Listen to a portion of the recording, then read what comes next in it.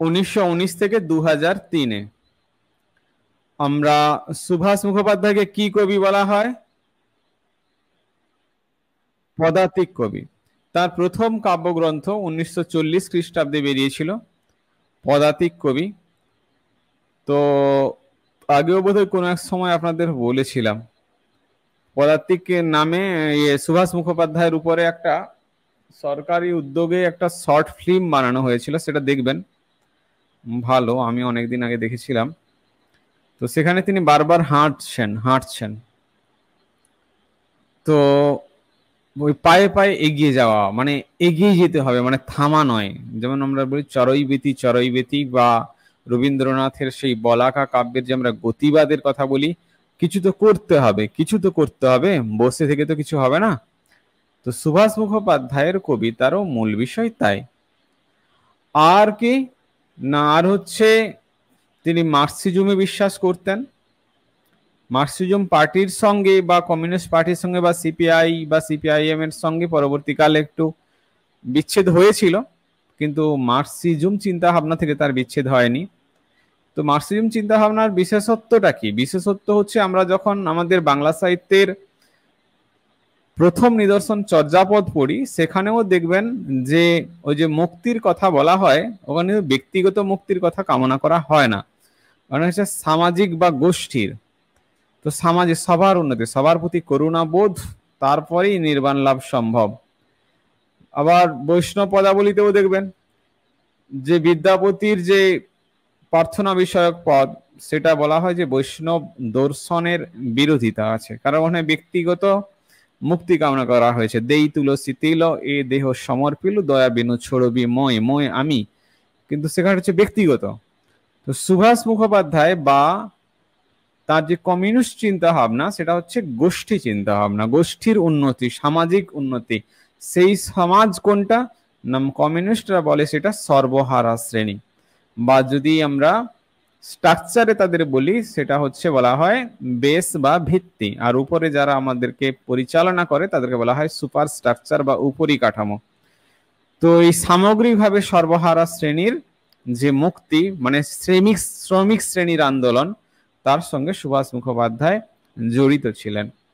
তার বিখ্যাত কবিতা আমরা জানি, মে দিনের কবিতা, কিংবা রোমান্টিক বিরোধীও তিনি কোনো কোনো জায়গায় ছিলেন। মানে কাজের ক্ষেত্রে তো আর স্বপ্নালু হলে চলবে না, তেন কোনো কোনো ক্ষেত্রে তিনি রোমান্টিকতার বিরোধিতাও করেছিলেন। রবীন্দ্রনাথের বধূ কবিতারও তিনি বিরোধিতা করেছিলেন। রবীন্দ্রনাথের বধূ কবিতা কোন কাব্যগ্রন্থের অন্তর্গত মনে আছে আমাদের কারো? মানসী কাব্যের অন্তর্গত। তো সুভাষ মুখোপাধ্যায়েরও বধূ আছে, মানে আমাদের রবীন্দ্রনাথেরও বধূ আছে, দুটাই মনে রাখবেন। সুভাষ মুখোপাধ্যায়ের যে ছদ্মনাম, ফকির, সুবচনী, ঢোল গোবিন্দ। তো সুভাষ মুখোপাধ্যায়কে মনে রাখতে গেলে, তার ছদ্মনাম মনে রাখতে গেলে আমরা একটু ভাবি। সুভাষ মানে আমরা যদি ভাষকে যদি আমরা ভাষা মনে করি, সুকে যদি আমরা সুন্দর মনে করি, তারপরেই আমাদের প্রশ্ন চলে আসছে ফকির। এবার যদি বলি যে ফকির আপনার বাড়িতে এসছে, তাহলে সে কথা যা বলবে বাড়ির লোকের সঙ্গে, সে ভালো কথা বলবে নাকি খারাপ কথা বলবে, গালাগালি দেবে? তাকে ভালো কথাই বলতে হবে, তাই তার ভাষাটা সু হতে হবে। তাই আরেকটা তার ছদ্মনাম সুবচনী। সুবচনী। কিছু কিছু ভিখারি, মানে যারা অসহায়, টাকা পয়সা চেয়ে থাকে মানুষের কাছে বিভিন্ন জায়গায়, বিশেষ করে কলকাতায় বাসে টাসে, ঢোল বা এই ধরনের ছোট ছোট ডিগি তবলা, না ডিগি তবলা বলা উচিত নয়, ওই ছোট ছোট মানে ছোট সংস্করণ ঢোলের তারা বাজিয়ে তারা ভিক্ষা করে, বা ফকির হিসাবে তারা টাকা অর্জন করে। তা এভাবে যদি আমরা মনে রাখি, তাহলে একটা ফকির হতে গেলে তাকে সুবচনী হতে হবে।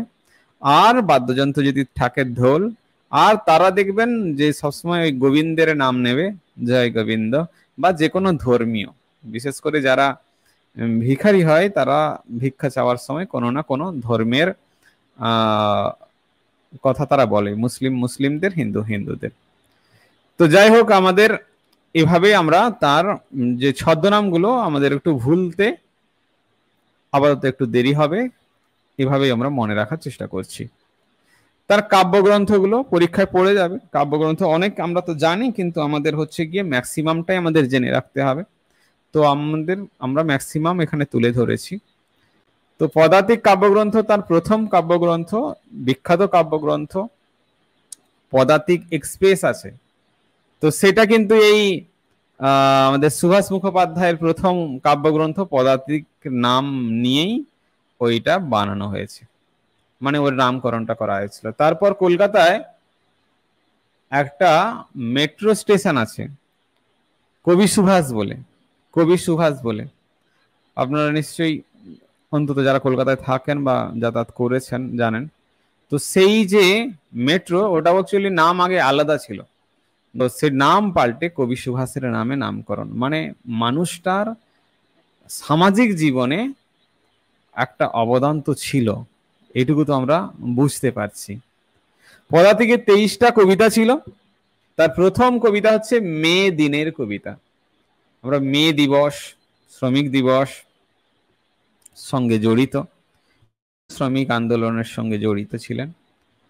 সাধারণ মানুষের জীবনযাত্রার আরেকটু উন্নতির জন্য তিনি কাজ করতেন। তারপর হচ্ছে পদাতিক। তার মানে পদাতিক তো আমাদের মনে রাখার দরকার নেই, আমরা জানি পদাতিক কবি সুভাষ মুখোপাধ্যায় 1940-এ। এবার পায়ে পায়ে হেঁটে যাচ্ছেন, আপনিও ভাবুন নিজেও হাঁটছেন বাড়িতে বা বাড়ির বাইরে। তারপর একটা কোণে আগুন জ্বালিয়েছেন। আপনি নিজে, আমি বারবার বলি যে যখনই মনে রাখার কথা ভাববেন, ভাবুন যে আপনি নিজে সেখানে অ্যাক্টিং করছেন। তো আপনি নিজে একটা কোণে আগুন জ্বালিয়েছেন। আমরা সাধারণত কোনো একটা সাইডে বা একটা কোণে এরকম করেই আমরা আগুন দরকার পড়লে প্রয়োজনে আমরা জ্বালাই। তো সেখানে কি হয়, বাকি যা কিছু কাগজপত্র বা আবর্জনা, তো এখানে হচ্ছে চিরকুট, চিরকুট ছোট ছোট কাগজ, টুকরো কাগজ, পরীক্ষায় বাচ্চাদের নোটস হতে পারে।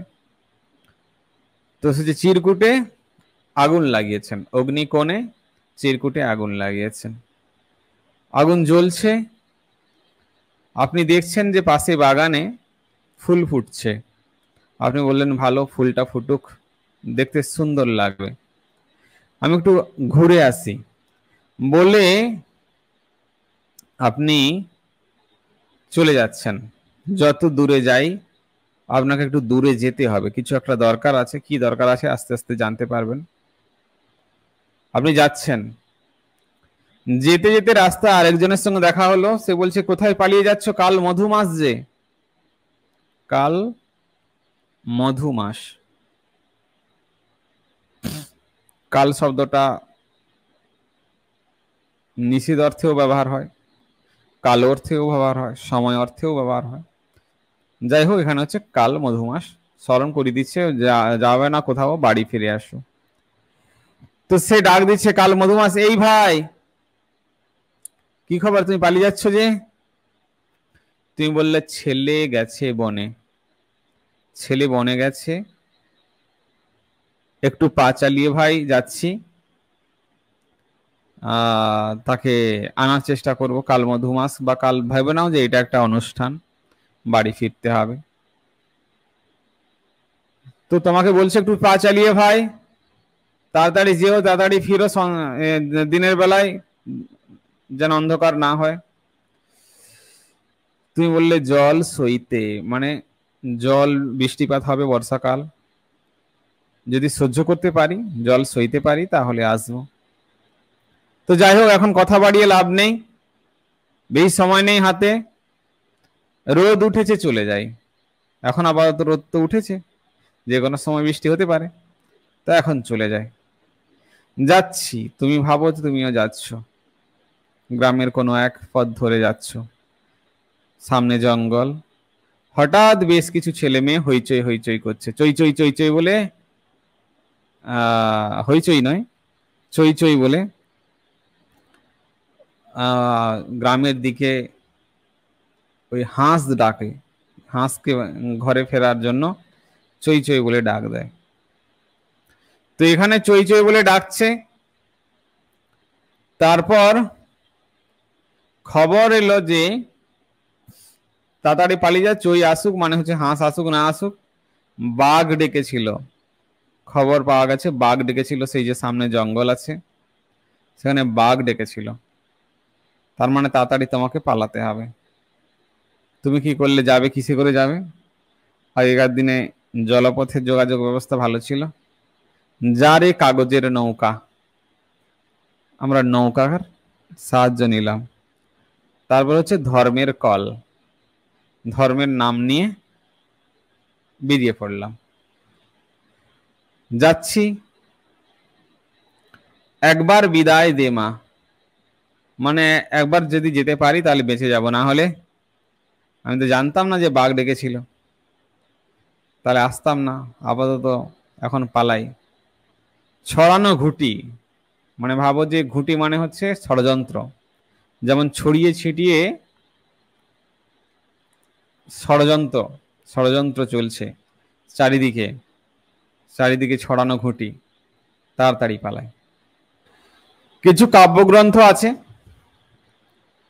সুভাষ মুখোপাধ্যায়ের, সেগুলো কাকে উৎসর্গ করা হয়েছিল, কিছু ডেটা আছে, সেগুলো মনে কি করে রাখবো? আচ্ছা, অগ্নিকোণ, এটা হচ্ছে গিয়ে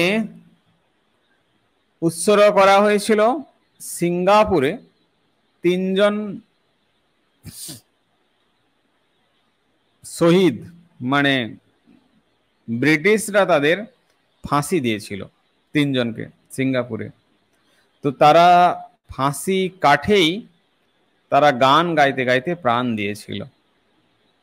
তার মানে দেশের জন্য তারা, তাদের যে দেশের প্রতি তাদের যে ভালোবাসা, সেটা মৃত্যু মুহূর্ত পর্যন্ত তাদের মধ্যে সেটা ছিল। তাহলে কিভাবে দেশের জন্য লড়াই করার আগুন তাদের মনের কোণে পর্যন্ত লেগে গিয়েছিল, সেটা তাদের গান গাওয়ার মধ্য দিয়ে আমরা অনুভব করতে পারি।